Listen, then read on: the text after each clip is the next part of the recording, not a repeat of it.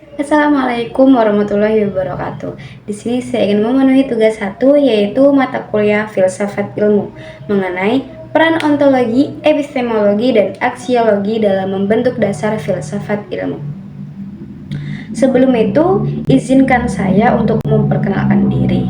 Perkenalkan, nama saya Ajeng Teda Lestari dengan NIM 860445899, Prodi Pendidikan Guru Sekolah Dasar, Fakultas Keguruan Ilmu Pendidikan, UPBJJ Universitas Terbuka Jakarta.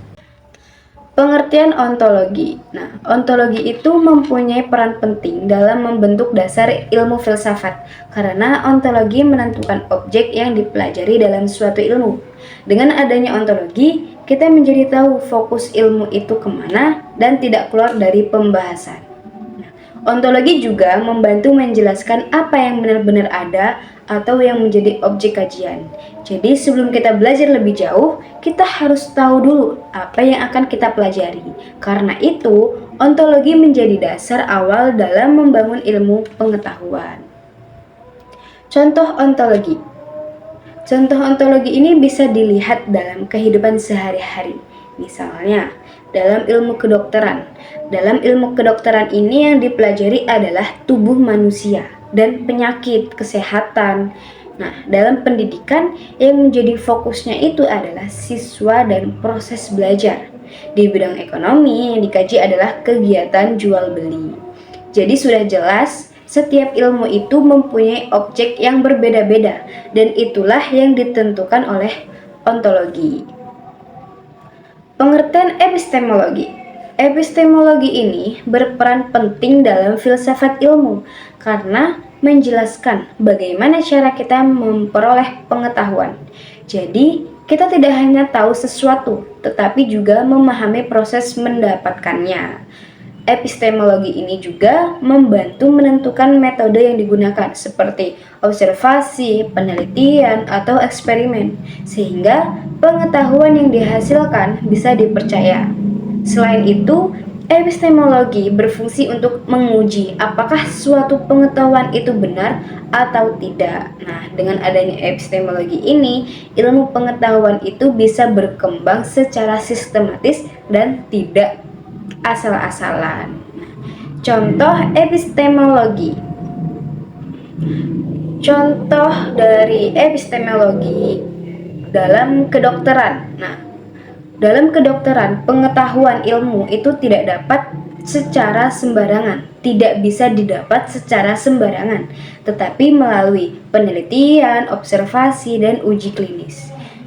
Dokter itu harus memastikan bahwa obat atau tindakan yang diberikan itu sudah terbukti aman dan efektif. Nah, di dalam pendidikan, guru itu menggunakan berbagai metode pembelajaran seperti diskusi, praktik, atau penjelasan agar siswa itu bisa memahami materi dengan baik. Di dalam ekonomi, pengetahuan diperoleh melalui pengamatan pasar, analisis data, dan penelitian terhadap perilaku konsumen. Contoh lagi yang sering kita alami di kehidupan sehari-hari yaitu saat seseorang ingin membeli produk, biasanya ia mencari informasi terlebih dahulu melalui review, pengalaman orang lain, atau mencoba sendiri. Ini juga termasuk cara kita mendapatkan pengetahuan. Jadi epistemologi itu sebenarnya sering kita lakukan sehari-hari, yaitu saat mencari tahu sesuatu dengan cara yang benar supaya tidak salah. Pengertian aksiologi.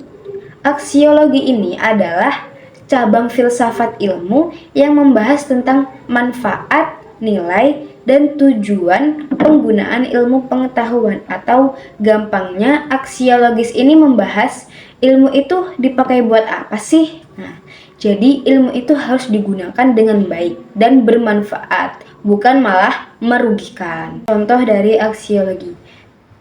Teknologi yang bisa digunakan untuk belajar online komunikasi, dan mencari informasi. Tetapi jika digunakan untuk menyebarkan hoax atau penipuan, maka penggunaan ilmu itu menjadi negatif. Contoh lagi dari kedokteran. Saat seseorang sakit demam berdarah, dokter itu memeriksa kondisi pasien, memberikan obat, dan melakukan perawatan agar pasien itu sembuh. Ini menunjukkan ilmu kedokteran digunakan untuk menolong manusia.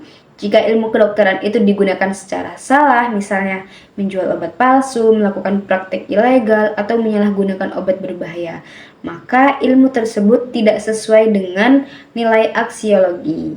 Nah, kesimpulannya, ontologi, epistemologi, dan aksiologi memiliki peran penting dalam membentuk dasar filsafat ilmu.